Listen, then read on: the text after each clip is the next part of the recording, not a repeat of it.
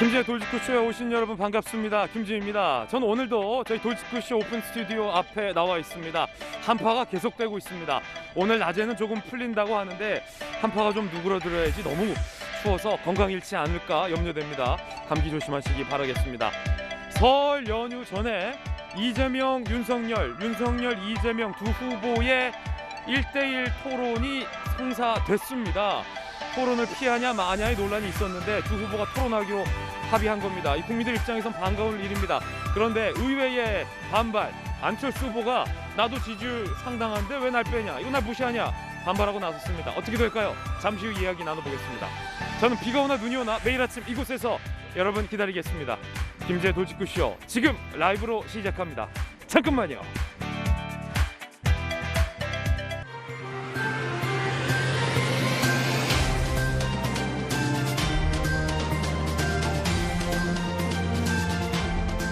신문 읽어주는 남자입니다. 설 전에 이재명, 윤석열, 이재명 두 후보의 TV 토론이 성사가 됐습니다.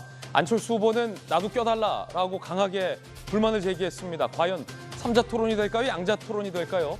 이번 TV 토론회에서는 볼만한 정책 대결이 이루어질 수 있을지 주목됩니다. 오늘 조간신문 4가지 키워드 꼽아봤습니다. 함께 보시죠. 먼저 첫 번째 키워드부터 공개하겠습니다. 첫 번째 키워드는 극초음속. 요즘 극초음속 하면 딱 북한 미사일밖에 생각이 안 납니다. 북한이 극초음속 미사일을 연달아서 발사했습니다. 우리 군이 애써서 별거 아니다라고 무마하려 했지만 무마가 되지 않았죠. 동아일보 1면입니다. 미국이 주시하지 않았습니다. 좌시하지 않았습니다. 북한의 미사일 즉각 제재, 모든 수단 동원해서 대응하겠다. 특히 이번 미사일 발사와 관련된 북한 6명을 제재하겠다라고 밝혔습니다. 러시아 기업도 포함이 됐어요. 유엔 안보리 통한 추가 제재도 미국이 추진할 방침입니다. 바이든 정부의 첫 미사일 제재가 굉장히 강력하게 나온 셈입니다. 북한은 조금 전 이에 반발하는 성명을 내기도 했습니다만 우리 정부의 북한을 향한 메시지와 미국의 강력한 제재가 대조적입니다. 두 번째 키워드 함께 보시죠. 자, 이어서 두 번째 키워드는 바로 3. 숫자 3과 관련된 기사입니다. 한국일보 3면입니다. 어떤 3일까요? 오르지도 내리지도 3에 걸린 이재명. 한국일보가 흥미로운 분석 기사 썼습니다. 이재명 후보의 지지도가 3에 갇혔다. 3난제다. 조용한 위기라고 분석했습니다. 지지율이 3에서 정체되고 있다. 오르지도 내리지도 않고 있다. 이재명 후보의 고민인 것 같아요. 뜯어보면 안철수 후보의 상승세, 그리고 윤석열 후보의 지지율 상승세, 그리고 기세가 뒤집혔다라는 분석들이 나오고 있습니다. 한국일보는 이재명 후보의 도덕성 리스크 때문에 중도층이 모이지 않고 있다라고 적나라하게 분석했습니다. 이어서 세 번째 키워드입니다. 10분 전. 조선일보 10면이 주목하고 있는 10분 전 상황이 매우 긴박합니다. 어떤 상황일까요? 함께 보시죠. 바로 이건데, 자, 사진 한번 보시면 광주에서 아파트 건설 현장 붕괴 사고가 있었죠. 현대 아이파크가 짓고 있었던 이 신축 아파트 외벽이 붕괴되기 10분 전, 딱 그 10분 전 상황이 이 사진에 담겨 있습니다. 콘크리트 바닥이 푹 꺼졌습니다. 결국 붕괴 원인은 제대로 굳지 않은 이 콘크리트 시공에 있었던 것 아니냐라는 의혹이 강하게 무게를 받고 있는 한 장의 사진입니다. 안타깝습니다. 실종자 중 일부가 발견이 되고 있습니다만 전원이 발견이 돼야 할 것 같습니다. 자, 이번에는 네 번째 키워드입니다. 네 번째 키워드는 7개월입니다. 7개월. 한겨레 신문 6면이 주목하고 있는 7개월. 어떤 변화가 있었을까요? 7개월 만의 변화는 바로 가계 대출액이 꺾였다라는 겁니다. 하늘 높은 줄 모르고 치솟았던 전 국민 가계 대출액이 7개월 만에 흐름이 꺾였어요. 2천억이 감소했습니다. 대출 잔액이요. 지난해 5월 제외하면 8년 만입니다. 이유는 고강도 대출 규제, 금리 인상 등의 영향을 꼽을 수 있겠습니다. 하지만 여전히 가계 대출액은 부담으로 남아 있습니다. 지금까지 신문 읽어주는 남자였습니다.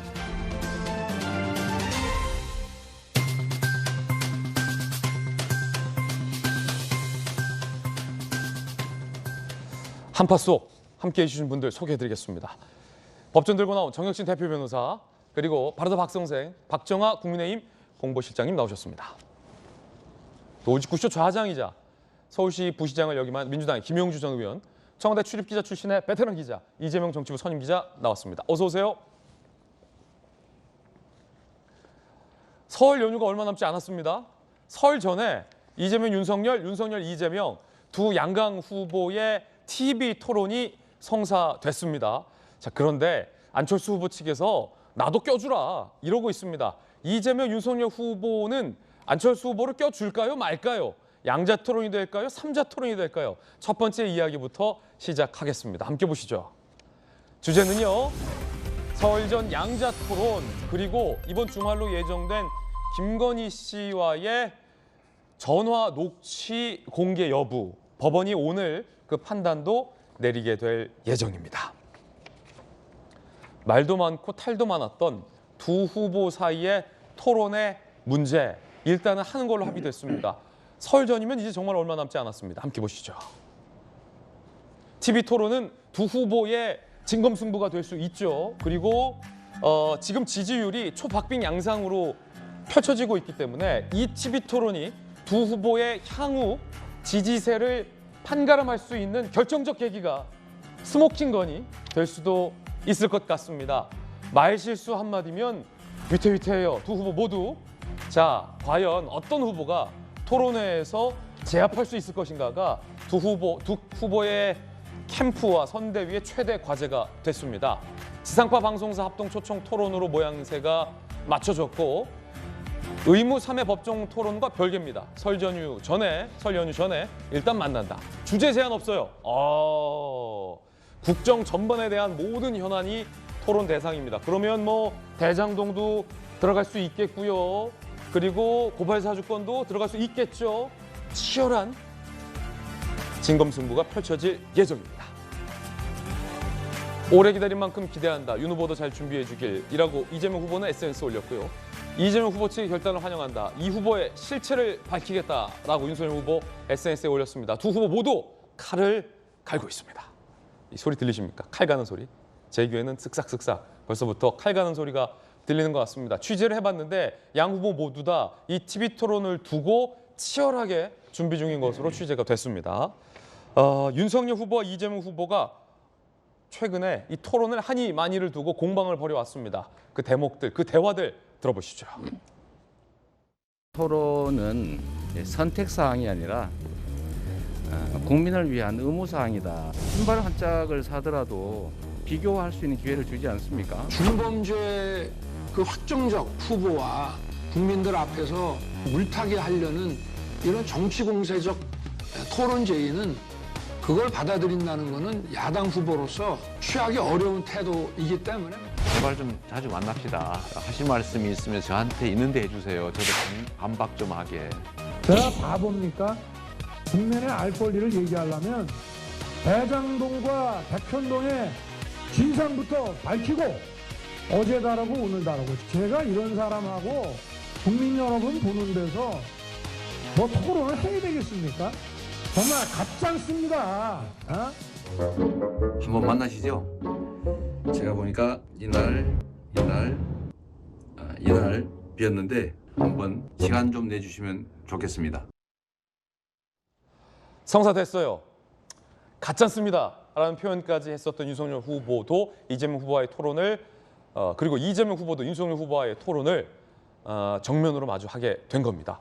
일단 각 후보들 보좌하고 있는 입장에서 질문 드리겠습니다. 먼저 박정아 실장님, 네. 윤석열 후보 토론 준비 열심히 하고 있습니까?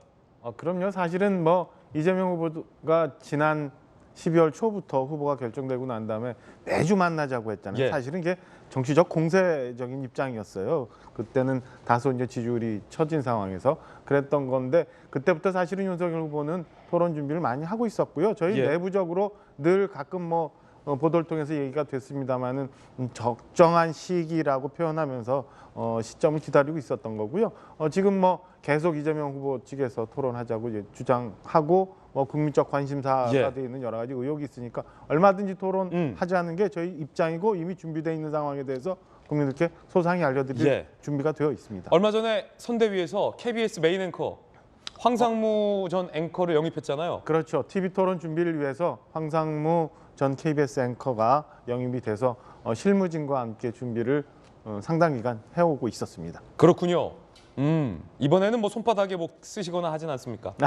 그런 일은 없을 것 같고요. 뭐 앞으로 지금 토론하면서 어떤 것들이 이제 주제가 될지 잘 모르겠습니다만은 두 후보가 갖고 있는 여러 가지 철학, 가치관들이 국민들한테 많이 전달됐으면 하는 바람이고요. 다만 이 토론을 통해서 또 민주당이 또 이렇게 좀 지연 말단적인 치졸한 뭐 이런 방식으로 짤방 만들어서 또 밤새 뭐 이렇게 커뮤니티에 돌리고 뭐 이런 이게 다소 본 취지와는 다른 이런 거는 안 했으면 하는 바람이 좀 있습니다. 아, 짤방 돌리지 말자. 아니 그 뭐 예. 본질과 상관없는 걸 가지고 막 그렇게 하는 게 저는 전략적인 계산이 네. 있다고 생각이 들어서 네. 윤석열 후보의 토론 준비 과정과 또 민주당에 향한 비판까지 들어봤습니다. 자, 이재명 후보 토론회에 자신감을 보여왔잖아요. 네. 준비하고 있습니까? 뭐 아무래도 최근 들어서 외부 일정들을 조금씩 줄이기 시작하고 그런 측면들이 아마 이제 앞으로 있을 예. 어떤 뭐 지금 뭐 설전의 토론도 있습니다만은 본격적인 세 번에 걸친 뭐 법정 토론도 있어야 되고 또 그 외 토론들이 많이 있을 수밖에 없기 때문에 이제는 네. 전체적으로 정책이라든지 공약 중심의 토론 중심으로 가지 않을까 생각이 들고요.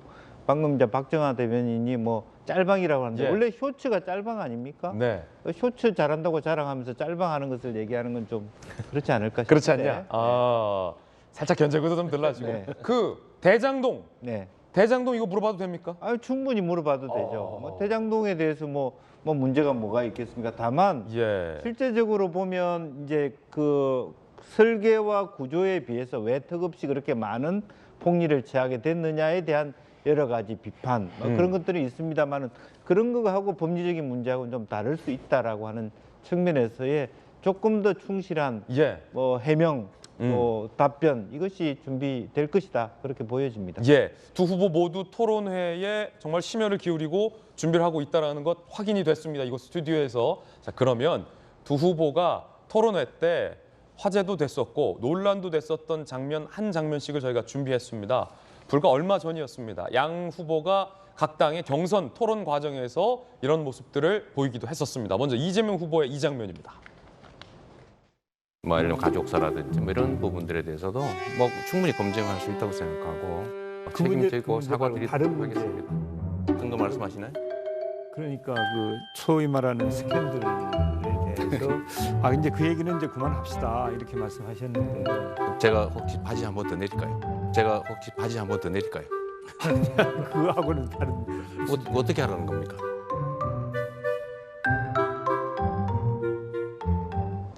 자, 이 장면이 이재명 후보가 토론과 관련해서 굉장히 비판을 많이 받았던 장면이었잖아요, 이재명 기자. 바지 한번 내릴까요? 이거 뭐 어떤 뉘앙스였죠? 예전에 한번 내린 적이 있었기 때문에 이제 뭐 여배우 스캔들 관련해서 예. 이제 계속 뭐 본인은 부인하고 있죠. 사실이 아니라고. 그래서 뭐 여배우가 뭐 특정 부분에 점이 있다 이렇게 해서 사실 진짜 아주대 병원 가서 본인이 직접 점이 없다는 걸 또 증명할 정도로 사실 본인도 굉장히 어떻게 보면 이재명 후보도 뭐 사실이 뭔지 모르는 상황에서 그냥 난처할 텐데 어쨌든 그 문제를 이제 다시 한번 제기한 건데 자, 이번 토론회는 조금 전에 김진 앵커 얘기한 것처럼 저는 굉장히 중요한 지지율의 분수령이라는 생각이 듭니다. 그렇군요. 어쨌든 유력 후보의 양자 토론이 처음 있는 거고 지금 이 이미지는 굉장히 강렬하게 남겠죠. 그리고 무엇보다 중요한 게 설 연휴 전에 하기 때문에 어떻게 보면 이번 대선에 가장 중요한 게 이제 설 민심에서 누가 이기느냐가 굉장히 중요할 텐데 그렇기 때문에 굉장히 이번 어떻게 TV 토론회가 제가 볼 때는 후보 역량뿐 아니라 각 캠프 역량을 확인하는 그런 이제 시간이라는 생각이 들고 그런 점에서 이제 아마 윤석열 후보는 대장동 의혹에 대해서 집중적으로 이제 제기를 하겠죠. 그러면서 예. 어떻게 보면 이재명 후보의 가장 큰 장점이라고 할 수 있는 정책 역량일 텐데 정책 역량이 중요한 게 아니라 오히려 부패 이런 것들을 이제 강조할 테고 반대로 이제 이재명 후보 입장에서는 그야말로 이제 윤석열 후보의 가장 큰 약점이 정책을 실제 집행해본 경험이 없는 거죠. 그 경험 부족을 계속 이제 집중적으로 제기하지 않을까 싶은데 그런 점에서 정말 진검승부이자 제가 볼 때는 이 대선의 어떤 분수령이 될 수 있는 그런 TV 토론이 아닐까 싶습니다. 그러니까 이재명 기자의 이 예측은 상당 부분 좀 고개가 끄덕여지는데 각 후보가 잘할 수 있는 것을 내세우면서 상대의 약점을 파고들 것이다. 예컨대 검찰총장 출신이기 때문에 윤석열 후보는 수사 전문가이기 때문에 대장동 의혹과 관련해서 마치 취조하듯이 수사하듯이 이재명 후보의 부패 의혹 고리들을 날카롭게 파고들 것이고, 행정가 출신의 이재명 후보는 그 강점을 발휘해서 행정적, 정책적 강점으로 윤석열 후보의 약점을 파고들 것이다 라는 흥미로운 어떤 분석까지 지금 들었습니다. 윤석열 후보도 과거 당내 경선 토론 과정에서 이런 장면이 논란이 되기도 했었죠. 정법이라는 사람이 이런 말을 해요.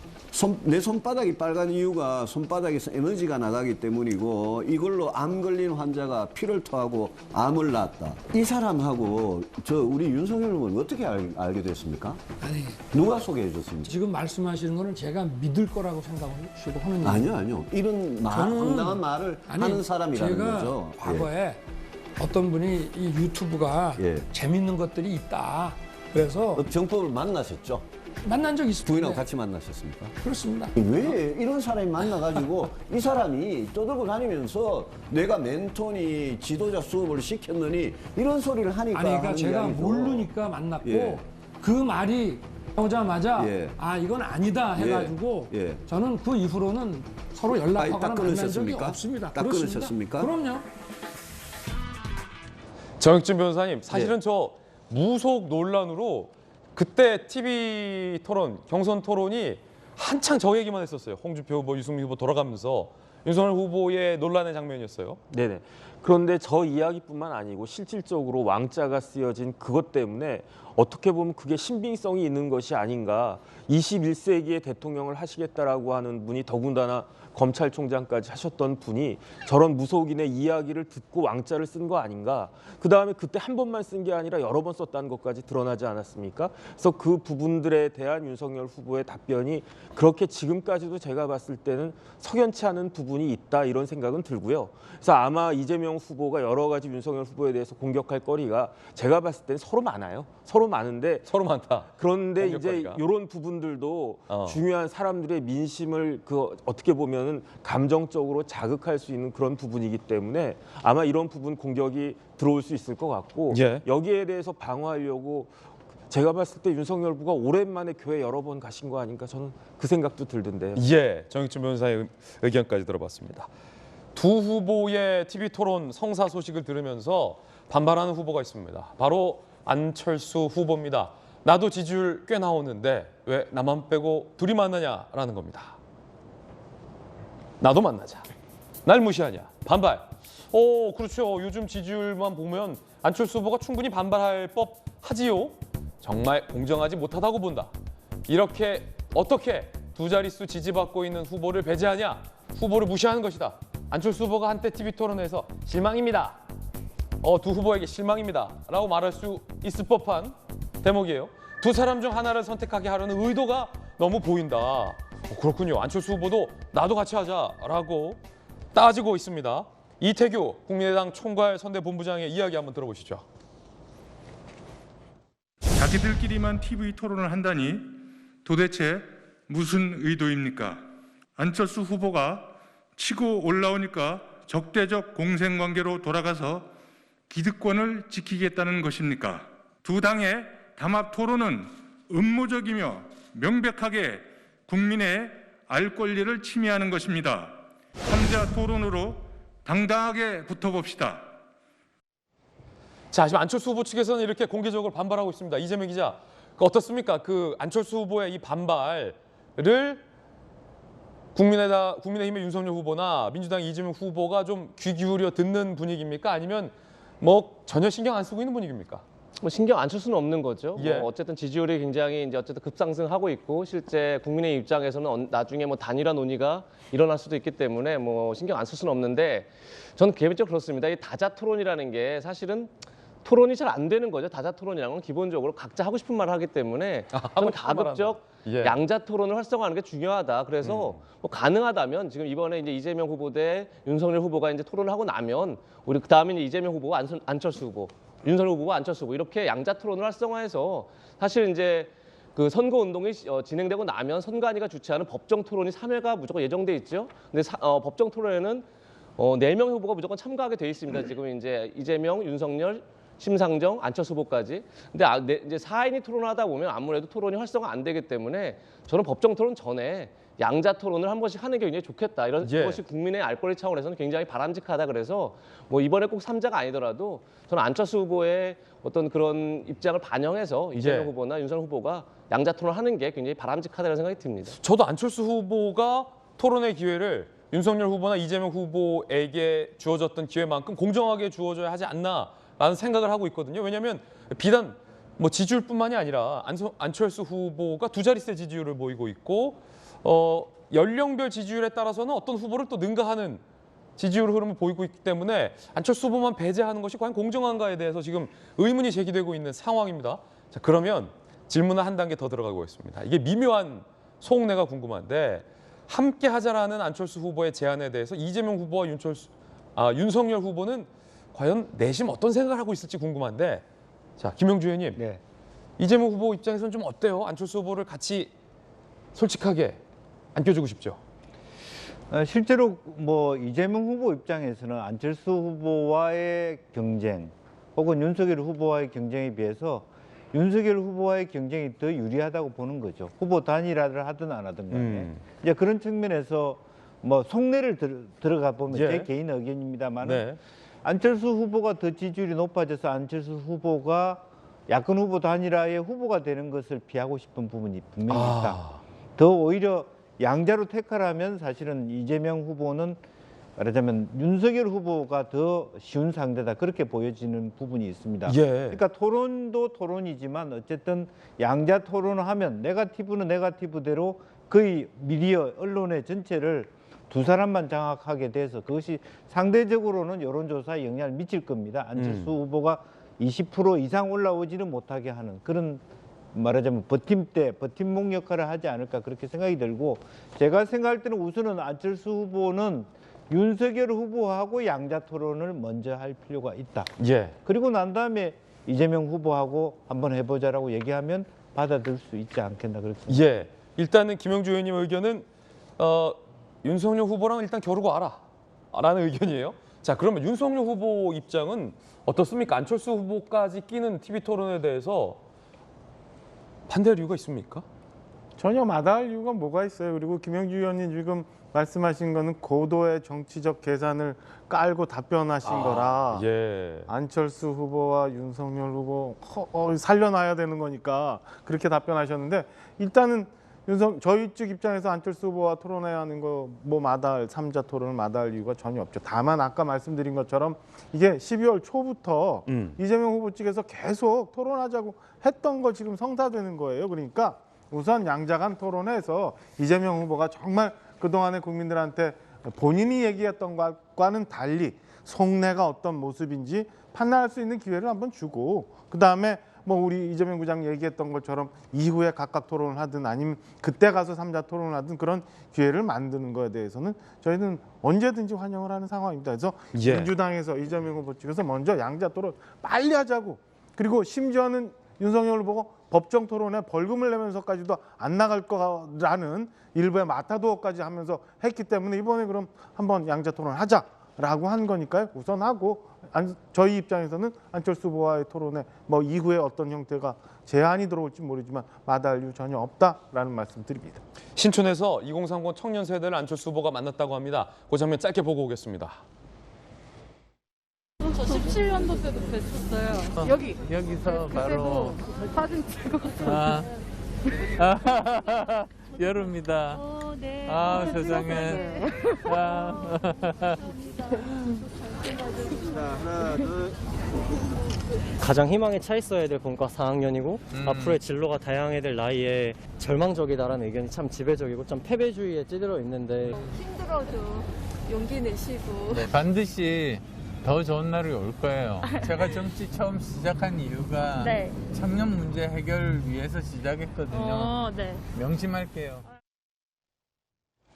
자, 그런가 하면 한 유튜브 매체가 김건희 씨와 통화를 한 자그마치 7시간 통화 분량을 한 방송국에 건넸고 그 방송국이 주말에 이거를 공개한다라고 해서 논란이 일고 있습니다. 오늘 그 방송이 될지 안 될지에 대한 법정 판단이 내려진다고 합니다. 서울의 소리라는 유튜브 채널이 김건희 씨와 수십 차례 통화를 했다. 분량이 자그마치 7시간이다. 그 녹음 파일을 MBC에게 줬다. 그 MBC가 그거를 튼다라는 겁니다. 국민의힘에서는 굉장히 반발하고 있는 상황이고요. 공영방송이 사적 대화를 몰래 녹음한 불법 파일을 왜곡 방송한다면 그 자체로 MBC가 선거 개입하려는 의도가 있는 것이다 라며 방송금지 가처분 신청을 해놓은 상황이고 오늘 오전 11시에 신문이 진행될 예정입니다. 자, 정익진 변호사님께 여쭤볼 텐데 일단 박정아 실장님, 네. 국민의힘 입장은 뭡니까? 이 녹취가 정당한 취재가 아니고 사적인 통화를 뭔가 목적을 가지고 지금 그럼요. 저희는 그렇게 보고 있습니다. 몰래 녹음된 거다 이렇게 보시는 거예요? 그럼요.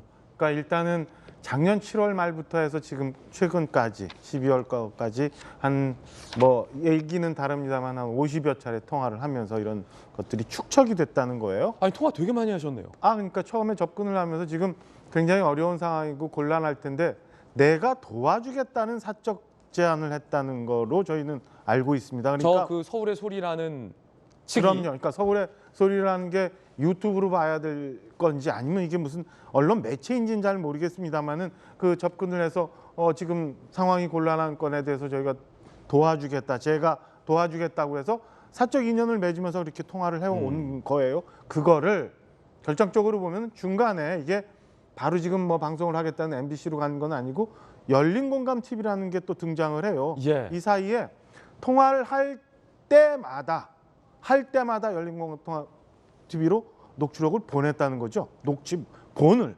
그러면 이건 애초부터 함정을 파놓고 열린공감 TV와 최종적으로 이게 어느 방송이 방송을 하게 될지 몰랐지만 이 몇 개의 단위별로 커넥션들이 함정을 파놓고 정치적으로 공작을 했던 물건 아닌가라는 생각이 듭니다. 그러니까 당연히 이거는 방송에 적절치 않다고 보고요. 그리고 이거는 취재가 아니라 함정이다. 함정, 사기, 정치 공작이고 미리 이렇게 준비해놓고 언젠가 쓰기 위해서 만들어놨던 거라고 보여집니다. 그러니까 그러면 저 서울의 소리라는 매체 측이 녹음을 하겠다. 그리고 열린공감 TV나 MBC 등에 이거를 제공할 수 있다라는 언지가 없었다는 말씀이시죠? 전혀 없었던 거죠. 힘드니까 이런 상황에는 어떻게 대처하는 게 좋겠다라는 조언을 해주겠다 그러면서 접근을 했다는 거예요. 그러면 취재 인류에 이게 맞아요? 우리 사회가 언제까지 이런 거에 대해서 용납해줘야 돼요? 저는 도저히 개인적으로도 그렇고 저희 국민의힘 입장에서도 이건 있을 수 없는 일이라고 생각을 합니다. 들으셨듯이 지금 국민의힘 입장은 이 행동에 대해서 악의적인 함정이다 라고까지 비판의 목소리를 높이고 있습니다. 정혁진 변호사님, 오늘 법원에서 어떤 걸 결정한다는 겁니까? 그러면 방송을 할지 말지? 그러니까 방송 금지 가처분이거든요. 가처분. 주문은 어떻게 나오냐면은 방송하지 말아라 인용을 하게 되면. 그런데 제가 봤을 때는 인용될 결정으로 나올 가능성은 굉장히 적다. 왜냐하면 판례가 있어요. 대법원 판례에 이렇게 방송 금지 가처분이 인용이 되려면 요건이 3가지가 있어야 되는데 첫 번째는 그 내용이 명백히 허위이어야 한다. 그다음 두 번째는 공익성이 없어야 한다. 세 번째는 피해자에게 중대하고 현저하고 회복 불가능한 손해가 발생해야 된다. 방송이 되면 이제 신청인이 채권자라고 하는데 신청인이 김건희 씨가 될 거거든요. 김건희 씨 입장에선 방송이 되고 나면은 마치 그냥 쏟아진 물처럼 주워 담을 수 없기 때문에 회복하기 불가능한 피해가 발생은 할 것 같은데 그럼에도 불구하고 그 내용이 본인이 이야기한 건데 거짓이라고 할 수 없을 거고 그다음에 이게 뭐가 문제가 되냐면요. 방송은 언론이잖아요. 그러니까 개인의 그 권리와 뭐 그런 것도 중요하지만 언론으로서의 자유가 중요한 거거든요. 이 3가지를 갖다가 중점적으로 봐야 된다라고 하는 게 대법원의 판례인데 지금 봤을 때 대법원 판례 중에 1가지 정도만 그 요건이 충족이 되고 나머지 2가지는 별로 요건에 해당이 없을 것 같기 때문에 제 생각에는 이게 뭐 도청도 아니고 그렇기 때문에 아마 방송금지 가처분이 인용되기는 쉽지 않겠다는 생각이 듭니다. 저는 그 부분에서 좀 반론을 좀 드리면 사실은 그 취재라는 것도 취재 윤리라는 게 있잖아요. 기본적으로 기자들의 취재 윤리라는 게 내가 취재한 건에 대해서 내가 보도하면 되는 거예요. 왜 내가 보도 안 하고 미리 짜서 다른 방송에서 보도를 할게 하느냐? 이거는 제가 알고 있기로는 대한민국 기자의 취재 윤리나 신문 윤리에도 맞지 않는 거라고 보여지거든요. 이거는 미리 그렇게 계획을 해서 그걸 가지고 쓸 거다. 그리고 얼마 전에 선관위에서 우리 이재명 후보의 형수 욕설 녹음 파일과 관련해서 선관위 판단을 하잖아요. 편집하지 말고 전체를 다투는 거는 된다. 그렇죠. 지금 과연 MBC가 이걸 그럼 어떻게 방송할 건가? 분명히 손을 댈 거라고 보여집니다. 편집을. 소위 말하는 저희 입장에선 악마의 편집이 될 수도 있겠지요. 그럼 편집해서 의도를 갖고 방송. 누군가가 사적인 통화를 한 걸 가지고 어떤 채널을 통해서 MBC가 받았는지, 그게 뭐 돈 거래를 했는지, 아니면 어떤 정치적 목적을 갖고 했는지 모르겠습니다만 받아서 그거를 편집을 해서 보낸다?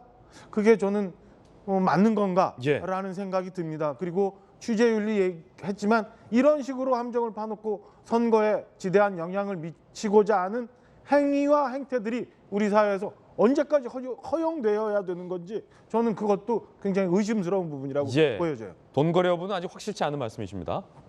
자, 국민의힘에서 이렇게 반발하고 있습니다. 김재원 국민의힘 최고위원의 이야기도 들어보시죠. 도움을 주겠다고 접근을 해서 사적인 대화를 20여 차례 한 것입니다. 그것을 보도를 하거나 기사를 쓰거나 하지 않고 지금까지 가지고 있다가 그것을 제3의 언론사인 MBC에 팔아먹은 겁니다. 이것은 명백히 정치 공작이자 몰래 도둑 녹음을 해서 상업적으로 유통시키는 도찰행위에 준하는 그런 범죄 행위입니다. 후보자 비방죄에 해당될 것이고 선거 개입이자 정치적 중립 위반입니다.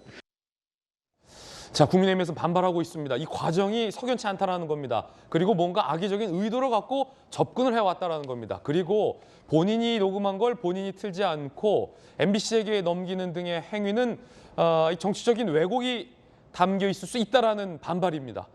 베테랑 기자는 어떻게 보십니까, 이 문제? 뭐 정확하게 사실관계를 모르지만 지금 국민의힘의 주장처럼 이미 처음부터 접근할 때 거짓말을 통해 접근을 하고 내가 마치 김건희 씨의 억울함을 풀어줄 것처럼 해서 접근을 해서 통화를 시도하고 그리고 나서 상대방의 동의 없이 녹음을 계속하고 그리고 실제 자기가 그걸 보도하는 것도 아니고 제3의 언론사에 그걸 넘기고 하는 것 자체가 언론 윤리에 위반된다는 점은 뭐 인정할 수 있죠. 그럼에도 불구하고 조금 전에 정혁진 변호사도 얘기했지만 그렇다고 해서 이제 그걸 입수한 언론사가 그것을 보도할지 말지는 어떻게 보면 또 언론사의 고유한 권한일 수도 있는 거죠. 그것을 이제 막을래야 볼 때 제가 막기도 쉽지 않거니와 이 녹취가 존재하는 상황에서 이걸 막을 수 없거니와 막는다고 하면 되게 국민적 오히려 호기심이나 의구심이 더 커지겠죠.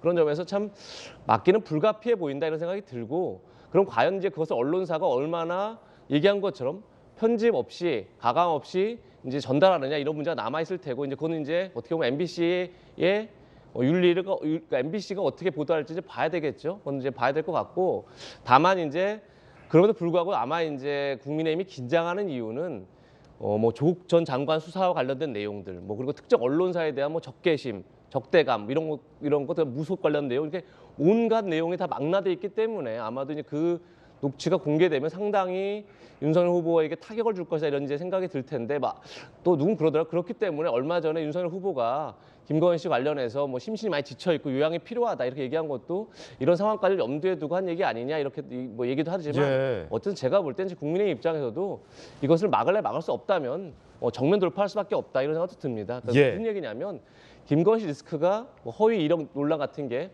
이미 예전부터 예견이 돼 있었던 거죠. 근데 그것을 제대로 대응하지 못하다가 오히려 리스크가 현실화되자 그때부터 오히려 우왕좌왕하는 모습을 보였는데 이번에는 공식 조직에서 공식 라인에서 정확한 상황을 파악하고 그런 점에서 어떻게 대응할지에 대해서 공개적으로 논의가 되고 그리고 나서 뭐 사과할 부분 사과하고 해명할 부분 해명하고 그렇게 공개적으로 일이 진행되면서 김건희 씨 문제를 공식 라인에서 좀 이렇게 관리하는 그런 계기로 삼을 수밖에 없는 그런 상황이 아닐까 싶습니다. 자, 그런가 하면 이 통화 녹취 논란에 대해서 민주당의 이야기도 들어보겠습니다. 이번에 때문에 7시간 녹취로 김건희 시즌2가 지금 시즌이 시작되지 않는가. 시즌2의 지금 7시간 이 내용에 따라서 이게 이번 대선에 블랙홀이 될 수 있지 않을까. 국민들에게는 알 권리가 있습니다. 그 공개하는 것 자체를 못하게 하겠다라고 하는 발상이 전 잘 이해 못하겠고요. 그리고 이게 영부인이 될 수 있는 사람에 대한 검증 과정 아니겠습니까? 그분이 스스로 노출돼서 나왔으면 이런 상황까지 안 갔을 수도 있다고 봅니다. 자, 과연 법원이 어떤 판단을 할지 지켜보겠습니다. 그런가 하면 AI 윤석열 후보가 AI입니다. 영화 아수라에 대해서 답변을 했다고 합니다. 함께 보시죠. 정말 감명 깊게 봤습니다. 현실 고증이 아주 잘된 작품이라고 생각합니다. 국민 여러분께 위키윤이 약속드리겠습니다. 윤석열 정부에서는 아수라 같은 일은 절대 벌어지지 않을 것입니다. 언제나 여러분 곁에 있겠습니다. 자, 영화 아수라에 대한 AI 윤석열의 이야기 답변 들어보셨습니다. 진짜 윤석열 후보의 이야기도 이제 들어보겠습니다. 전기 요금 인상을 백지화하겠다. 그러니까 대선 끝나자마자 현 정부가 전기 요금과 가스 요금 인상을 예고했는데 그거 백지화하겠다라고 공약했습니다. 윤석열 후보입니다.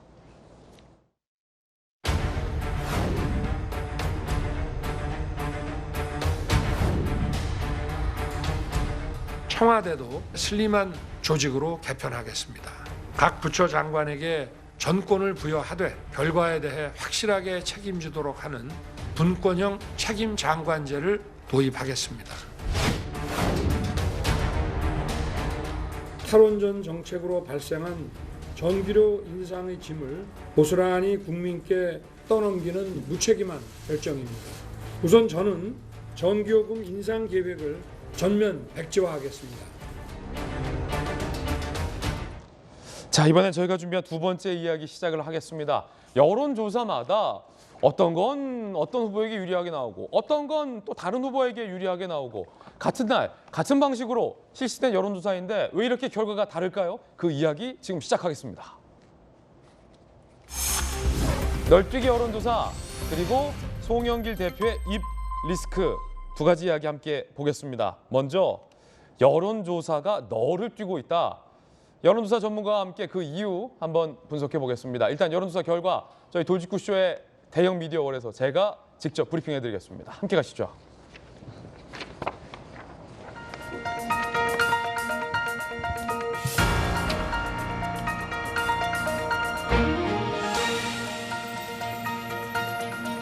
두 가지 여론조사 보실 겁니다. 먼저 첫 번째 여론조사는 엠브레인 퍼블릭 등이 의뢰하고 엠브레인 퍼블릭 등이 실시한 여론조사 결과입니다. 첫 번째 여론조사 결과부터 살펴보겠습니다. 이재명 후보 37%, 윤석열 후보 28%, 심상정 후보 3%, 안철수 후보 14%의 결과가 나왔습니다. 그리고 바로 두 번째 여론조사 결과 보겠습니다. 이번엔 코리아 리서치 여론조사 결과입니다. MBC가 의뢰하고 코리아 리서치가 실시한 여론조사 결과는 사뭇 다릅니다. 이재명 후보는 32.8%, 윤석열 후보는 38.8%의 결과입니다. 심상정 후보는 2.5%, 안철수 후보는 12.1%의 결과가 나옵니다. 조금 전에 봤었던 MBS 여론조사와 두 번째 봤던 이 코리아 리서치 여론조사의 결과가 사뭇 다릅니다. 오늘 한 언론은, 한 조간신문은 여론조사 기관마다 결과가 너를 뛰고 있다. 보시면 2022년 1월 11일에서 1월 12일 이틀간 실시된 여론조사였습니다. 앞선 MBS 여론조사 다시 한번 띄워줄 수 있으세요? 그 여론조사를 보더라도 2020년 1월 10일에서 12일 비슷한 시기에 실시된 여론조사 조사 방법도 상당히 유사하다고 하는데 이 여론조사와 아까 그 여론조사 왜 이렇게 결과가 다를까요? 여론조사 전문가, 돌직구쇼의 민심진심 전문가 배종찬 소장님 오늘 급히 모셨습니다. 배 소장님 안녕하세요. 네. 여론조사마다 왜 이렇게 달라요? 명절도 아닌데 널뛰기를 하네요. 널뛰기를 해요. 이거 뭐 기법이 다른 것도 아니라면서요, 이 두 가지가. 그러니까요. 왜냐면 회사도 똑같습니다. 에? 코리아 리서치 인터내셔널. 예. 똑같은 회사예요. 같은 회사요? 근데 왜 이런 일이 벌어졌습니까? 우선은 구조적인 부분도 있을 수 있고 또 지금 대선이 대혼전이다. 그런데 날짜가 하루가 차이 나요. 예. 코리아 리서치 인터내셔널 MBC 조사는 10일이 포함이 안 됐습니다. 예. 근데 보통 우리가 3일간 조사를 하면 첫째 날에 많이 조사가 돼요. 예. 그러니까 11일, 12일 날 이재명 후보의 악재가 터졌고 윤석열 후보에게는 호재가 있었다. 뭐냐? 이재명 후보는 변호사비 대납 의혹. 사람이 또 죽어? 이러면서 이른바 데스노트 논란이 있었던 거죠. 그게 바로 포함이 됐냐 안 됐냐 그런데 차이가. 윤석열 후보는 뭐가 있냐? 이준석 매직에다가 뭡니까? 초음속 미사일 보수청이 결집하는 겁니다. 그러니까 두 조사의 차이를 보면 이런 이슈의 차이가 있다. 예. 또 10일 날 11일, 12일 그러니까 MBC 조사는 11일, 12일이니까 이재명 후보의 악재, 윤석열 후보의 호재가 가중되면서 윤 후보의 지지율이 올라가는 결과로 나타났는데 그만큼 또 대혼전이죠. 예. 한편으로는 MBC와 코리아 리서치 인터내셔널 조사는 재질문을 했을 수도 있어요. 재질문을 하면 응답을 유보했던, 응답을 안 했던 보수가 더 결집하면서 북한 이슈죠. 윤석열 후보 쪽으로 갔을 수가 있다. 그러니까 MBC 조사를 보면 이재명 후보의 지지율이 한 5% 정도 앞서 4개 여론조사 기관 조사보다 빠졌어요. 그러네요. 그 이야기는 포인트 정도 빠졌어요. 그 이야기는 이재명 악재가 있다는 거죠. 예. 변호사비 되다. 사람이 또 죽어? 그런데 MBC 코리아 리서치 인터내셔널 조사를 보면 안철수 후보의 지지율도 내려갔어요. 그러네요. 그 이야기는 뭐냐? 우리 시간을 통해서 단독으로 말씀드렸습니다. 안보 이슈가 터지면 작아지는 사람 누굽니까? 안 후보죠. 안 후보죠. 그러니까 극초음속 미사일 북한 이슈가 딱 터지니까 중도층도 이렇게 되면은 약간 보수 쪽으로 살짝 전환이 되거든요. 예. 그러니까 안 후보까지도 지지율이 내려갔다.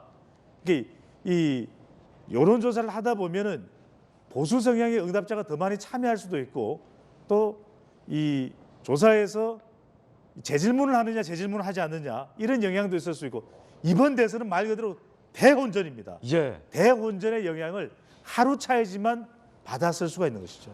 이거 궁금증 풀렸어요 이제야. 그러니까 이 아주 작은 글자 요거 1월 10일 요 밑에 거는 우리가 잘 안 보는데 그렇죠. 10일이 들어가느냐 안 들어가느냐에 따라서 여론조사 결과가 같은 여론조사 기관이 똑같은 방법으로 실시했을지라도 결과가 너를 뛸 수 있다는 그렇죠. 거예요. 앞선 결과는 10일이 들어간 거예요. 조사를 하더라도 대체로 첫째 날에 조사가 많이 되는 편입니다. 그렇군요. 그리고 이 조사 기간의 차이가 이재명 후보에게 악재로 작용했던 사건이 포함되면서 여기서는 37%였어요. 그런데 두 번째 여론조사 결과를 띄워주시면 이 지지율이 한 5%포인트가량 하락한 30.8. 반면 윤석열 후보는 38.8로 상승을 했고 안철수 후보는 12.1로 하락을 했다. 역시 배종찬 소장님 민심 진심 전문가답습니다. 내친 김에 이 코리아 리서치가 실시한 가상 양자 대결 여론조사 결과도 살펴보겠습니다. 함께 보시죠.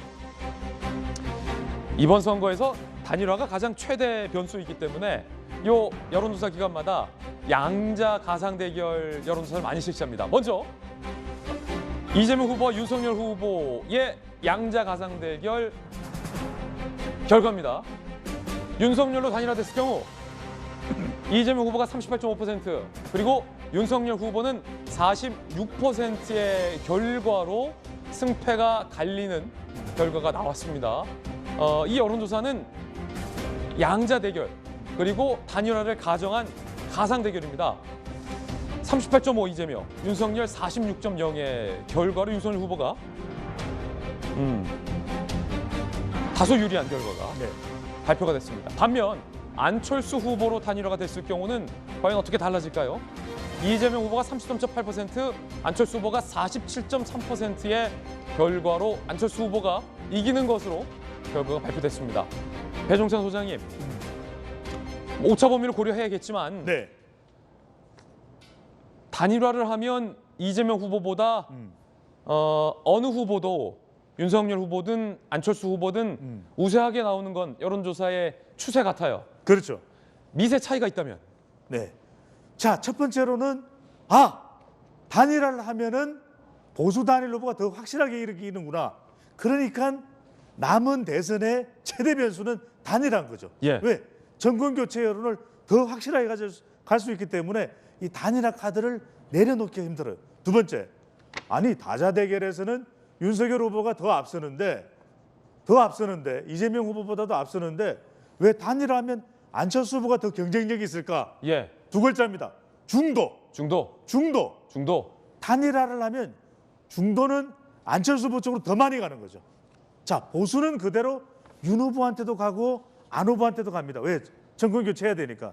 근데 중도만 따져놓고 보면 중도는 윤보다는 안 후보 쪽으로 더 가는 거죠. 그런데 지금 보면 배종찬 소장님, 예. 다른 여론조사 양자 대결 차이보다도 요 여론조사를 보면 물론 이재명 후보의 상대적 지지율 차이도 있겠습니다만 윤석열 후보는 46이고 안철수 후보는 47.3이라 다른 가상 대결에서 나타났던 윤석열 안철수 단일화 차이보다 얼마 차이 안 나요? 한 1.3%? 저것도 좁혀진 거죠.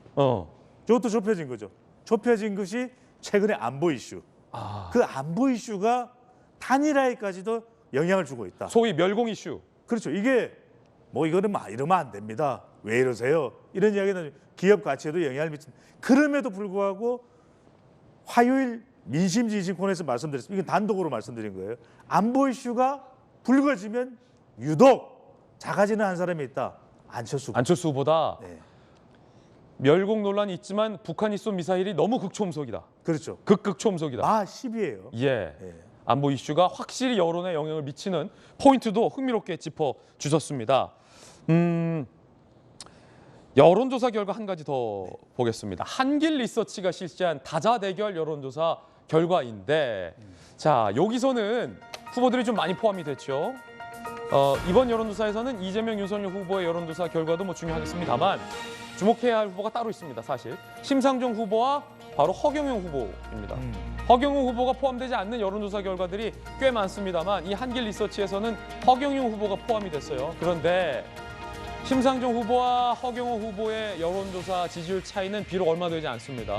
오차범위 아니고 심상정 2.2, 허경영 3.2지만 배종찬 소장님, 심상정 후보가 지금 칩거 중이에요.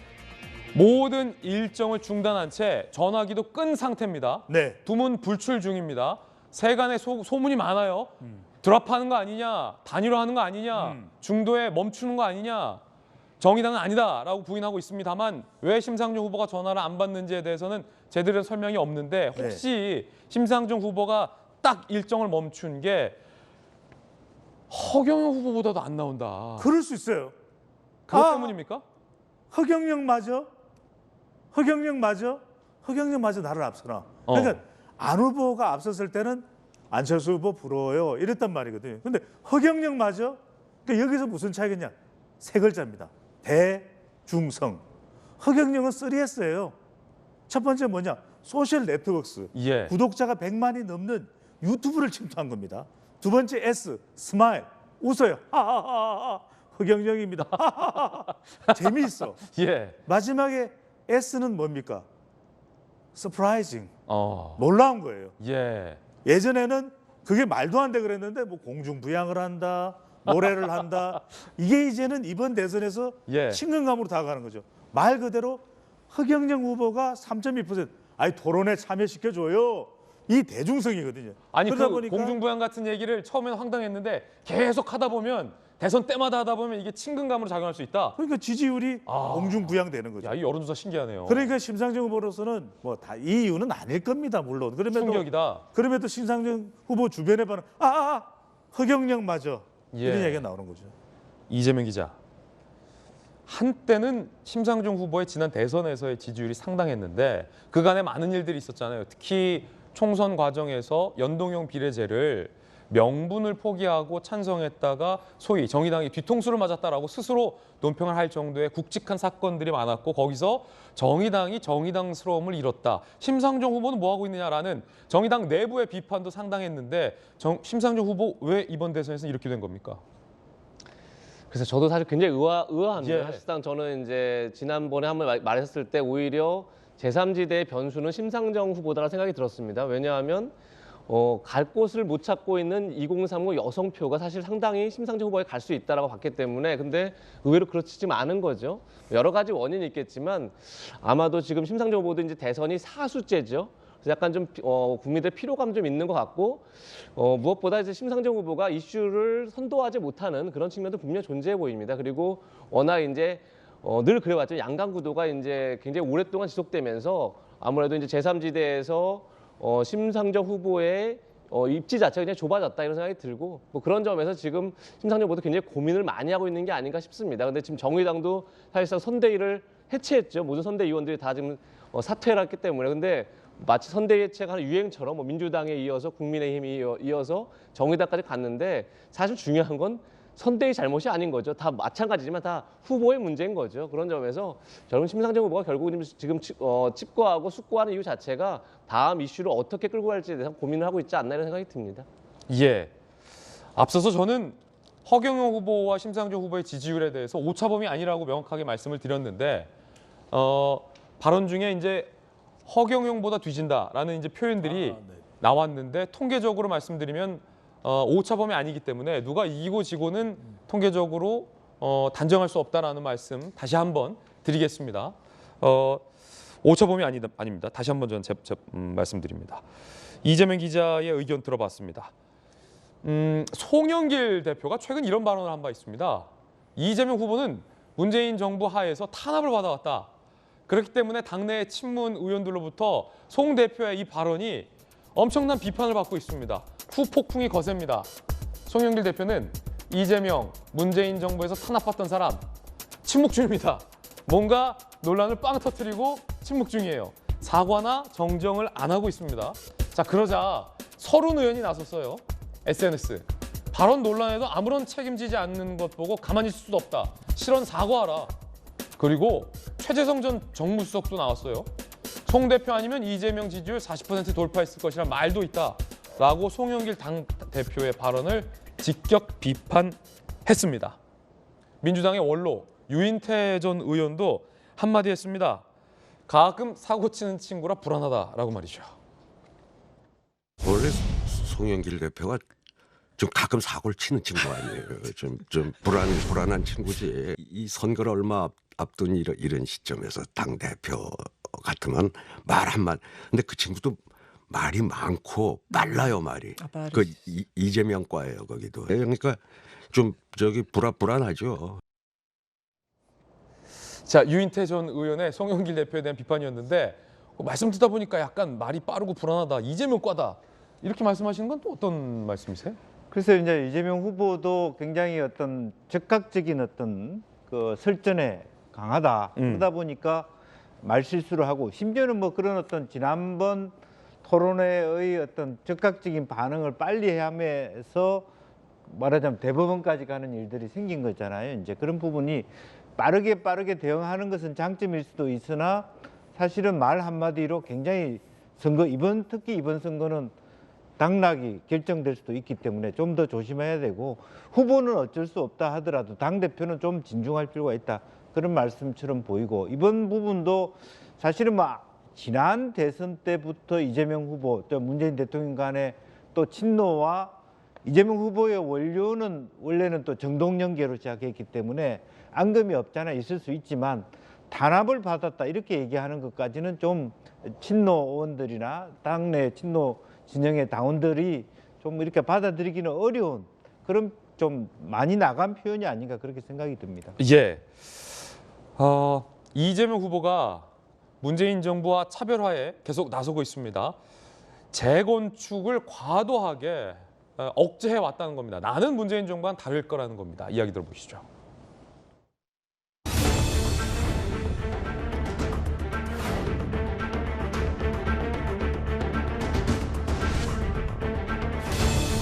역대 민주정부는 재개발, 재건축을 과도하게 억제한 측면이 있습니다. 용적률, 충수 규제 완화를 통한 재건축, 재개발이 필요하다는 게 제 입장입니다. 재개발, 재건축 신속 협의제를 도입하고 500%까지 용적률 상향이 가능한 4종 주거 지역을 신설하겠습니다. 자, 이재명 후보의 이야기 들어봤습니다. 그런가 하면 이재명 후보가 최근 555 경제 공약을 강하게 내세운 바 있습니다. 그런데 그때 안철수 후보가 저거 내 거 첫 공약인데 이재명 후보가 갖다 베꼈다. 왜 베끼냐? 라고 문제 삼은 바 있죠. 그러자 이재명 후보가 공약 이름을 바꿨다고 해요? 5 공약을 크게 발표했었는데 그때 전재수 의원인가요? 저희 돌직구에서에서 전용기 의원인가요? 나와서 안철수 후보의 5 공약 발표한 거 알았냐라고 물어보니까 자기는 이번에 처음 알았다 라고 얘기를 한 바 있습니다. 어쨌든 지적이 나오자 수출 1조 달러, 국민소득 5만 달러, G5 시대의 기반을 마련하겠다라며 155로 수정해서 발표를 했다라고 합니다. 배종찬 소장님. 네. 요 공약 이름 수정하는 것 어떻게 보십니까? 그래서 지금은 저렇게 공약이 나와도 국민들이 가지는 관심은 제한적일 것 같아요. 예. 이번 대선은 실현할 수 있는 것, 거대한 공약, 미래 공약도 중요하지만 손에 잡히는 생활 밀착형 공약, 여기에 더 국민들이 관심이 많거든요. 오히려 더 이 거창한 이름보다도 747도 있었잖아요, 이전에. 예. 그런데 지금 국민들은 15, 55 관심 없어요. 과연 생활 밀착형 어떤 공약이 더 나올지, 여기에 여성, 중도층, MZ세대, M여중이죠. 이들이 관심을 가지는 거죠. 예. 이재명 후보가 아주 짧게 윤석열 후보를 비판하는 글을 올렸습니다. 굉장히 짧은 글이에요. 자, 그러자 AI 윤석열이 이를 또 비판했습니다. 함께 보시죠.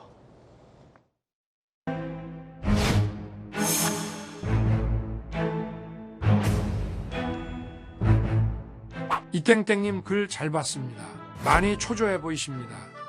메시지는 그렇게 쓰는 게 아니라고 저는 배웠습니다. 윤석열 선대본부에 메시지 기가 막히게 잘 쓰는 인재들이 있으니 와서 한번 교육받고 가시는 게 어떨까요? 교육비는 화촌대유에서 계좌이체로 받겠습니다. 이땡땡님, 오늘도 에너지 넘치게 파이팅! 양 후보가 치열합니다. 이재명 후보는 더 나쁜 변화다라고 윤석열 후보를 적격했고 AI 윤석열 후보는 AI를 내세워서 메시지 관리하는 법 좀 배우라. 강사비는 화천대유 계좌에서 받겠다라고 대장동 의혹을 건들기도 했습니다. 치열한 설전 살펴보셨습니다. 이번엔 저희가 준비한 세 번째 이야기를 시작할 텐데 이재명 후보와 관련된 세 번째 죽음. 그 사인이 나왔고 물론 1차 불건 소견입니다. 그리고 고인의 마지막 장면의 CCTV 영상도 확보가 됐습니다. 바로 이재명 후보의 변호사비 대납 의혹을 제기했던 첫 제보자가 숨진 것과 관련된 이야기 지금 시작하겠습니다. 외상은 없었다. 그의 폰 속에는 무엇이 담겨 있을까? CCTV 보겠습니다. 이 고인의 마지막 살아생전의 모습이 포착된 CCTV입니다. 박건영 기자가 취재했습니다. 한 손에 비닐봉투를 든 제보자 이모 씨가 편의점 안으로 들어섭니다. 진열대를 이리저리 살피더니 인스턴트 죽을 집어듭니다. 이 씨는 편의점 안에서 10분가량 죽으로 식사한 뒤 곧바로 모텔로 돌아갔습니다. 숨지기 전 이 씨의 마지막 외출이었습니다. 이 씨는 전날 밤에도 편의점에서 소화제와 해열 진통제를 구매했습니다. 이 씨가 편의점에 가기 위해 모텔방을 나설 때 계단 난간에 의지해 힘겹게 걸음을 옮기는 모습이 모텔 CCTV에 포착되기도 했습니다. 돌아올 땐 손으로 계단을 짚기도 했습니다.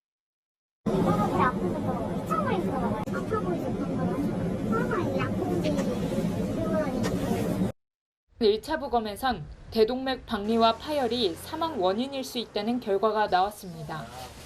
중증 이상의 관상동맥 경화 증세와 심장 비대증 현상도 관찰됐습니다. 경찰 관계자는 지난 8일 편의점에 다녀온 뒤 이 씨의 방에 아무도 출입하지 않았다고 설명했습니다. 유족과 지인들은 진상규명 대책위원회를 꾸렸습니다. 고인의 심장마비나 대동맥 파열은 의학적인 문제이고 그걸 야기한 원인과 주체는 이재명의 고발 사건입니다. 이들은 이 씨가 생전에 기획했던 대장동 개발특혜 의혹 수사 촉구 집회를 여의도에서 예정대로 진행하기로 했습니다. 채널A 뉴스 박건영입니다.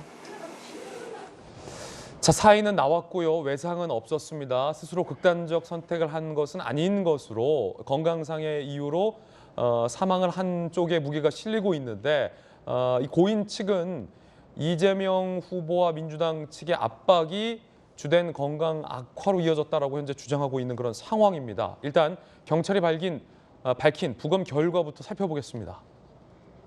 자, 정혁진 변호사님, 네네. 국가수 1차 부검 소견 나왔잖아요. 자, 이 말이 좀 어려운데 네. 대동맥 박리 및 파열로 인한 사망으로 추정된다라는 건데, 자, 이거 뭐 자세히 좀 풀어주시죠. 어떤 사인입니까? 일단은 제가 의료중재원 그 감정위원을 지금 한 5, 6년 넘게 하고 있어서 그렇군요. 저런 사건들도 종종 봤는데 그 대동맥 박리가 뭐냐면요. 박리가 영어로 디섹션이라고 그래가지고 쉽게 말하면 찢어졌다는 이야기예요. 예. 그러니까 대동맥이 이제 피가 굉장히 많이 있는데 아니겠습니까? 피를 갖다 공급하고 나가고 하는 그 동맥이 찢어져가지고 아예 터져버렸다는 이야기죠. 그래서 저런 경우에 사람들은 아마 세상 떠나기 직전에 엄청난 그 고통이 있었을 겁니다. 그렇군요. 굉장히 아프다고 그러거든요. 진짜로 도끼로 심장을 찍어내리는 것과 같은 그러한 그 고통이 있다라고 네. 하는데, 그래서 즉각적으로 그 처치가 이루어지지 않으면 사망에 이른 경우가 굉장히 많더라고요. 그렇기 때문에 그다음에 모든 그 병의 원인 중에 대표적인 원인 중에 하나가 스트레스였기 때문에 저분이 또 이제 혼자서 살고 제대로 뭐 음식 같은 것도 가려서 먹는 것 같지도 않았고, 그다음에 이제 나이가 알고 봤더니 제 친구의 고등학교 동창이더라고요. 이렇게 저희 나이 또래인데 이제 저희 나이 때가 저렇게 갑자기 이제 세상을 뜰 수 있는 그런 위험군에 속해 있는 나이이기도 하고 굉장히 안타깝다는 그런 생각이 듭니다. 자, CCTV 화면 좀 크게 다시 한번 보겠습니다. 이게 고인의 살아생전 마지막 CCTV에 포착된 장면이기 때문에 무언가 건강상의 이상의 징후가 CCTV에 포착이 됐을까요? 지금 8일 계단을 내려가고 있는 장면, 고인의 모습입니다. 자, 8일 CCTV 상으로는 글쎄요. 특이한 점 없이 계단을 내려가고 있는 듯한 그런 모습이 포착이 됐습니다. 자, 그리고 계단을 올라오는 모습도 무언가를 사서 봉지를 들고 계단을 올라오고 있는 모습입니다. 자, 11일 모습인데요. 11일에는 무언가 계단을 올라가는 게 힘겨워 보이는 듯 다른 손으로 벽을 잡고 올라가는 듯한 모습인가요? 아니군요. 이거 주민이군요. 인기척이 없으니까 다른 주민이, 모텔 주인이 지금 체크를 하고 있는 상황이에요. 모텔 주인이. 그렇군요. 모텔 주인입니다. 모텔 주인이 인기척이 없자 자, 문을 두드리는 그런 모습이에요. 자, 그리고 마스터 키로 문을 열고 들어가서 사망한 고인의 상황을 확인한 장면입니다.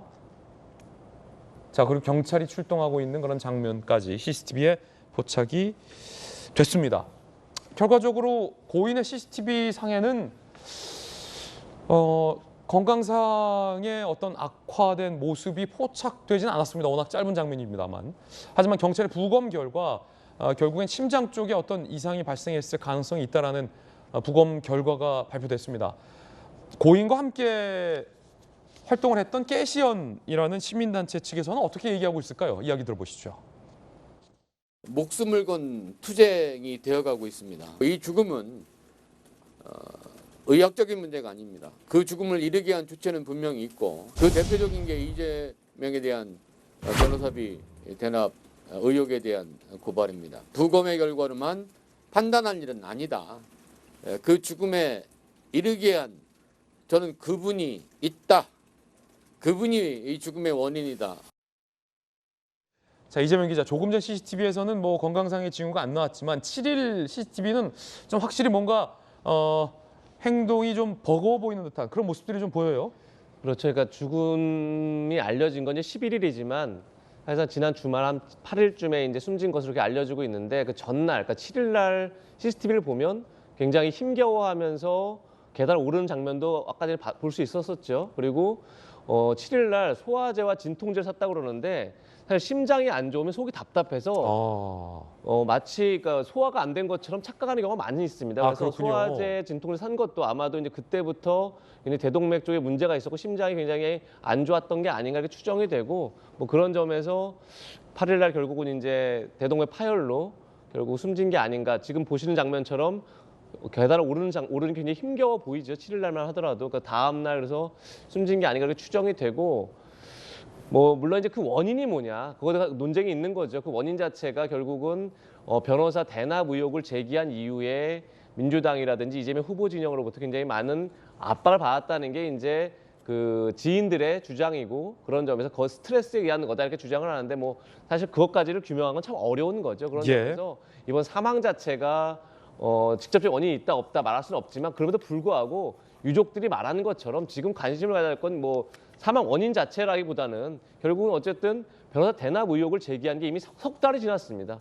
석 달이 지났으면 수사가 한참 진행됐어요. 정상적인 건데 뭐 최근에 검찰 모습을 보면 검찰에 가면 수사가 진행돼야 되는데 오히려 수사가 멈추는 그런 약간 희한한 장면을 계속 보고 있는 거죠. 저희가. 검찰에 가면 수사가 진행이 돼야 되는데 검찰에 가면 오히려 수사가 멈춘다. 듯한 느낌을 저희 가질 정도로 굉장히 진행이 더딘 모습을 보게 되는데 이미 석 달이었으면 사실은 수사 결과가 나와야 될 정상적인 거죠. 그런 점에서 검찰 수사가 일단 빨리 진행된다 이런 점 하나 말씀드리고 또 하나는 뭐냐면 어제도 말씀드렸지만 이분이 제기한 녹취록이 정말 결정적 증거냐 아니냐는 사실 논쟁의 여지가 있습니다. 그렇지만 그래도 불구하고 이분이 제기했던 의혹 중에 하나가 결국 S사로부터 전환사채를 변호인이 받았다, 대납했다. S사가 결국은 이재명을 대신해서 변호사비를 냈다 이런 주장인데 실제 이재명 후보의 측근들이라든지 지인들이라든지 이런 사람들이 S사 관계사에 사회에서 많이 갔었습니다. 그럼 과연 우연이라고 할 수 있는 거냐 이런 점이 있는 거고 또 어제 말씀드린 것처럼 또 이제 이재명 후보와 또 해경호 김치 사건을 변호했던 변호인들이 사실상 경기도의 고문 변호사로 위촉이 돼서 경기도로부터 고무줄을 받았습니다. 이것은 대납이라 볼 수 있는 게 아닌가라는 의혹이 있는 만큼 거기에 대해서 검찰이 명확한 규명을 좀 해야 된다 이런 생각이 듭니다. 자, 이 1차 소견 부검 결과를 두고 여야의 논쟁도 치열한데 일단 민주당의 이야기 한번 들어보시죠. 마치 기다렸다는 듯이 애도는 하지 않고 마타도어성 억지 주장을 내놓고 있습니다. 죽음도 정쟁에 도움이 된다면 흑색 선전에 이용하는 국민의힘 참 그 뿌리가 의심됩니다.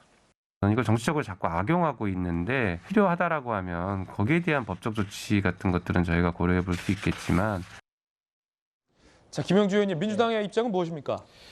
아무래도 이제 사인이 명확하게 규명되기도 전에 국민의힘 쪽에서 간접살인이니 일부 의원들이 뭐 조직적이든 뭐 조폭이든 이런 단어를 써가면서 이재명 후보가 마치 조폭이나 다른 수단을 통해서 압박을 가하거나 주검과 연관되어 있는 것처럼 그런 분위기를 조성하는 부분이 있었다는 것이죠. 그런 것들을 이제 마타도라고 할 수 있는데 기본적으로 저희 당도 좀 잘못한 게 있다고 저는 생각이 듭니다. 최소한 이분이 돌아가시고 말하자면 장례를 치르는 기간 동안은 애도 주간을 해서 말하자면 그분의 고인의 어떤 명복을 빈다. 그리고 사인이 결과가 나오면 입장을 밝혀야 되는데 돌아가신 날 뭐 당의 공보실에서 마치 꼬리 자르는 게 하듯이 그분은 우리하고 상관이 없다. 이런 것을 밝히는 데만 먼저 집중했다는 그런 아픔이 있고 그런 면에서 여야 모두가 반성할 지점이 있다. 저는 그렇게 생각이 듭니다. 예. 자, 그렇다면 국민의힘은 뭐라고 입장을 냈을까요? 국민의힘에서는 반박을 했습니다. 민주당은 부검 1차 소견에 불과함을 모를 리 없는데 사인 확인했으니 더 이상 떠들지 말라는 식이다. 경찰의 이례적 브리핑과 민주당의 즉각적 반응은 국민적 의혹 해소는커녕 더욱 키울 것이다 라고 입장을 냈고요. 이야기 한번 들어보시죠. 이재명의 데스노트가 있는 것이 아닌가 할 정도로 또 이재명 후보 관련 무고한 공익 제보자의 생명을 앗아갔습니다. 대납 녹취 조작 의혹의 당사자라고 조롱하면서 어쨌든 명복을 빈다고 가증스럽게 고인을 또 한 번 농락했습니다. 우리 당은 의문사 진상규명회를 설치해서 끝까지 진실을 추적하겠습니다. 자, 지금 국민의힘의 권영세 본부장은 이재명 데스노트라는 이야기를 꺼내들었습니다. 그러면 국민의당의 안철수 후보는 뭐라고 얘기했을까요? 들어보시죠. 이재명 후보의 비리 의혹 규명에 결정적 키를 쥐고 있는 분들이 살인 멸구를 당하고 있습니다. 죽여서 입을 막는다는 살인 멸구는 국정을 일삼던 중국 봉건 영주들의 필살기였습니다. 분명히 누군가 죽음의 기획자와 실행자가 있습니다. 이들을 밝혀내야 합니다. 안철수 후보는 살인멸구라는 단어까지 썼습니다. 민주당은 이를 즉각 반박했습니다. 자, 우원식 의원이고요. 살인멸군이 간접살인 같은 시대의 망언이다. 막가파식 허위사실 유포 명예훼손이다. 대가를 치를 차례다라고 반박을 했습니다. 박정아 실장님, 네. 데스노트 의문사 진상 규명회를 설치하겠다. 자, 국민의힘 입장은 뭡니까? 일단 말씀드리면 아까 그 이재명 부장 얘기했던 것처럼 이게 벌써 4개월 전에 검찰이 하려면 벌써 확인이 될 수 있었던 일이에요. 그러니까 중앙지검의 변호사비 대납 의혹에 대해서 중앙지검에 수사되려고 했더니 그 이상하게 수원지검으로 보내요. 수원지검에는 지금 친정부 성향의 지검장이 있다는 얘기가 돌 정도로 석연치 않은 그런 사건 배당이었는데 제가 볼 때는 글쎄요, 이게 민주당이 지금 그저께 벌써 녹취 조작 의혹 제기 당사자라고 꼬리 끊기 딱 하다가 사인이 나오고 나자마자 바로 태도가 돌변해서 마치 국민의힘 여기서 잘못하고 있는 것처럼 하고 있는데요. 저는 고인의 명복을 위해서라도, 그다음에 고인이 그동안 해왔던 거에 대한 답답함을 풀어주기 위해서라도 저는 이 과정을 왜 이 변호사비 대납 의혹이 커졌는지, 그 중앙지검에 접수했던 고소장이 수원지검으로 갔는지, 여태 조사가 아직 안 됐는지에 대해서 조사해서 고인 앞에, 고인의 영정 앞에 갖다 주는 게 우리 살아있는 사람들의 도리 아닌가. 그런 측면에서 의문사가 지금 얘기 나왔던 사인과 관련 없이 어떤 배경에 의해서 이런 불행한 일이 생겼는지에 대해서 밝혀내는 것이 우리들 도리고 야당이 할 일이라고 생각하는 상황에서 우리 저런 말씀을 드리는 거라고 분명하게 시청자 여러분께 말씀드립니다. 여야 의견 들어봤습니다. 유족 측도 입장을 냈는데 유족 측 대변인의 이야기 들어보겠습니다. 이재명 대선 후보의 변호사비 대납 의혹을 공개한 공익 제보자로 이 과정에서 민주당과 이재명 후보 진영에서 다양한 압력을 지속적으로 받아온 가운데 벌어진 일입니다. 대납 녹취 조작 의혹으로 정정해서 보도해달라 유감을 표하고요. 사람이 죽었으면 애도를 표하거나 혹은 입 다물고 있었어야 하는 게 맞습니다. 자, 이 같은 유족 측 대변인의 주장, 시민단체가 민주당을 고발했습니다. 법세련, 성명불상 민주당 관계자, 협박 및 강요 미수 혐의, 자신들에게 불리한 제보를 이유로 압력을 행사하고 겁박한 것은 공익 제보를 위축시키고 유권자 알 권리를 침해하는 반헌법적 범죄다라고 경찰에 고발을 했다라는 보도도 나왔습니다. 논란이 되고 있는 건 결국에 검찰 수사가 제대로 진행되고 있느냐의 여부와 연결이 됩니다. 오늘 한 조간신문의 사설에서도 이 검찰이 의도적으로 부실 수사를 하고 있는 건 아니냐라는 문제를 제기한 바 있습니다. 유족 측의 불만 사항과 국민의힘 야당의 비판도 바로 이런 대목인데, 정익진 변호사님 어떻게 보십니까? 일단은 법세련에서 고발한 거는 고발은 누구나 할 수 있으니까 그 문제는 없다라고 보여지는데, 원칙적으로 고발은 피해자가 하거든요. 근데 피해자가 사망을 했기 때문에 증거 불충분으로 여태까지 지금 경찰이나 검찰의 태도로 봐서는. 그다음에 제가 봤을 때 문제는 뭐냐면은 아무리 봐도 이재명 후보의 변호사비가 적정하지 않다라고 의심이 들거든요. 특히 변호사들 입장에서는. 왜냐하면 엄청나게 유명한 변호사님들을 수십 명을 갖다가 썼는데, 그렇기 때문에 혹시나 변호사비가 다른 쪽으로 다른 방식으로 지급된 것이 아닌가 하는 합리적인 의심이 가능할 수가 있는데, 그 와중에 녹취록이 나왔단 말이에요. 그래서 아까 그 이재명 부장도 말씀하셨지만은 녹취록 자체를 그 믿고 말고를 떠나가지고 정황 자체가 변호사비가 좀 이상하다 이런 그 의심이 있지 않습니까? 이럴 때일수록 대선과 앞두고 있기 때문에 검찰에서 적극적으로 그 관련된 CV가 발행이 됐는지, 발행이 됐다라고 하면 지금 의혹의 당사자가 되고 있는 그 이모 변호사한테 그 CV가 지급이 됐는지, 전환 사채가 그게 뭐가 그렇게 어려운데 그거를 아직까지도 밝히고 있지 않은지, 그러니까 의혹이 더 커지면서 어떻게 보면 저렇게 무고한 희생자가, 물론 이제 자연사로 제가 봤을 때는 그렇게 세상을 떠난 걸로 보여지지만, 만약에 이제 이런 부분들이 명확하게 됐다라고 하면은 자기 집에 가가지고 치료도 받고 해서 이렇게 허망한 죽음에 이르지 않을 수 있지 않았을까 하는 개인적인 안타까움이 저는 있는 겁니다. 정익진 변호사 의견 들어봤습니다. 이번엔 저희가 준비한 다음 순서입니다. 뜨거운 소식 두 가지 준비했습니다. 함께 보시죠. 자, 첫 번째는 허경영 후보와 심상정 후보인데 앞서 보셨듯이 심상정 후보가 칩거에 들어갔습니다. 그런데 허경영 후보가 이런 심상정 후보에게 무언가 메시지를 날렸다고 합니다. 함께 보시죠. 칩거에 들어간 심상정 후보에게 허경영 후보가 허경영 대통령 당선 시 심상정 후보님도 득표수 비례 명예부통령으로서 장관 임명권 드립니다. 낙담하지 마세요라고 메시지를 했는데 김영주 의원님, 약간 놀리는 거 아닙니까 이거?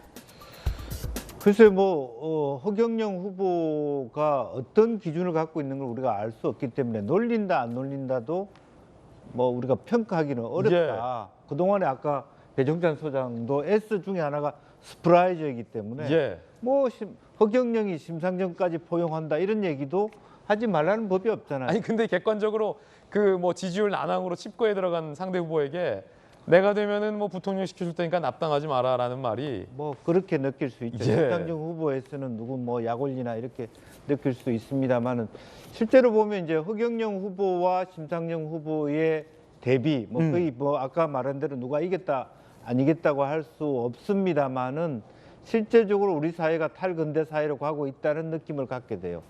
쉽게 얘기하면 아까 펀 스프라이즈 나왔습니다만은 21세기 후기 근대 사회가 단소 경박 사회거든. 그렇기 때문에 쇼츠 짧게 얘기하고 공약도 짧게 하고 가볍고 얇고 이런 것들로 간단 말이에요. 그런데 지금 정의당의 분위기는 뭡니까? 오래됐고 낡았고 무겁고 두텁고 이런 부분들이고 젊은 세대 입장에서 봤을 때 이미 기득권화 되어 있지만 또 국민 전반적으로는 정권 교체라는 희구가 있는데 아주 정의당이 사실은 피해를 보고 있죠. 정권 교체의 대상으로 느껴지지 않으니까 이제 그런 것들이 아마 허경영과 심상정의 어떤 진영들을 비교해 볼 수 있지 않나 생각이 듭니다. 자, 그런가 하면 허경영 후보가 윤석열 후보와 이재명 후보를 동시에 비판하면서 나는 군대를 갔다 왔다. 그냥 갔다 온 게 아니라 월남전을 참전했다라고 얘기를 했습니다. 들어보시죠. 안철수가 말을 실수했어요. 자기만 군대 나왔대. 나를 빼면 되나? 이게 뭔가 문제가 있는 거야. 이 사람은 상류지향인가 봐. 밑에 있는 사람은 사람으로 안 보는 거야 뭐야. 군대는 자기만 가도 해군대위. 월남 참전 용사잖아. 나는 국가유공자증 있죠. 윤석열 후보나 이재명 후보나 경쟁자를 보지 않습니다. 애국자로 보죠. 나라를 위해서 대통령이 되겠다. 그래서 내가 대통령이 되면은 그분들은 부통령으로 씁니다.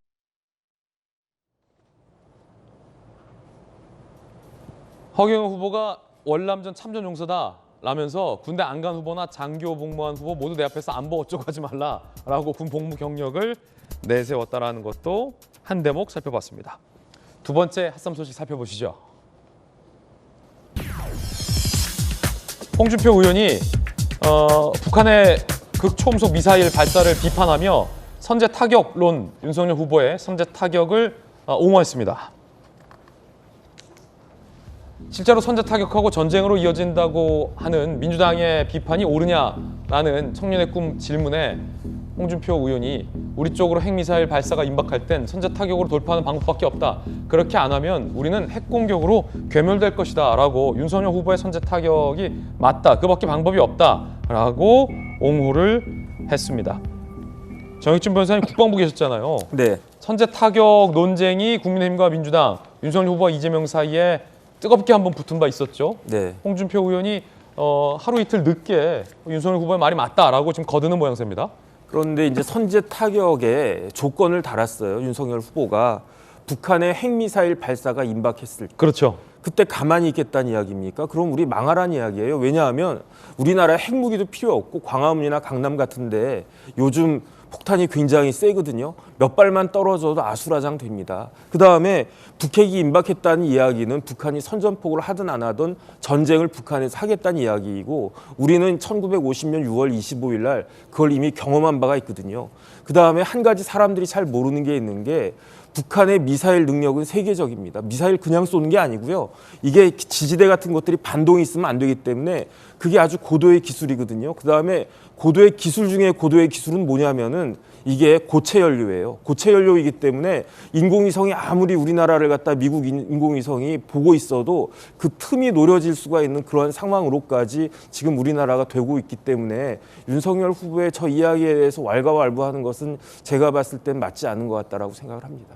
정익준 변호사님 의견 들어봤습니다. 일단 미국이 북한을 제재하겠다라고 나섰는데 바이든 정부가 첫 북한의 미사일 제재인 겁니다. 블링컨 국무장관, 북한의 대량 살상 무기와 탄도미사일 대응 위해 모든 적절한 수단을 사용할 것이다라고 하며 북한 무기 개발 관련된 개인 7명, 기관 한 곳을 제재 대상으로 지정을 했습니다. 그리고 UN 안보리 결의에 따라서 추가 제재도 미국이 검토하겠다라고 나선 상황입니다. 이번엔 세 번째 소식 살펴보시죠. 방역 수칙이 조금 변경됩니다. 물론 식당들은 여전히 9시까지만 열 수 있고요. 다만 17일부터 3주간 시행이 되는 새 거리두기에서는 사적 모임 인원을 4명에서 2명 더 6명으로 기준이 다소 완화가 됩니다. 하지만 여전히 식당, 카페 등은 9시까지만 영업을 할 수 있습니다.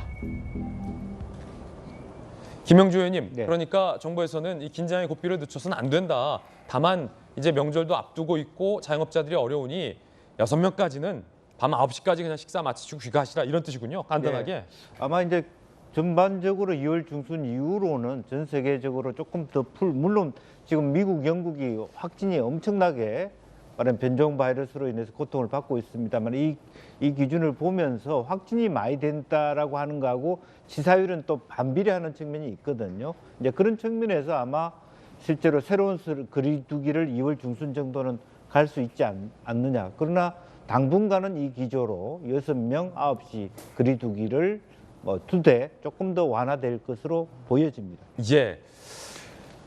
저희들은 60초 광고 후에 돌아오겠습니다. 잠시 후에 뵙죠. 예, 이번 주 준비한 순서 저희 모두 다 전해드렸습니다. 좋은 주말 보내시고요. 저희들은 다음 주 월요일 아침 8시 50분에 인사드리겠습니다. 오늘 하루는 분명 어제보다 나을 겁니다. 좋은 하루 되십시오. 고맙습니다.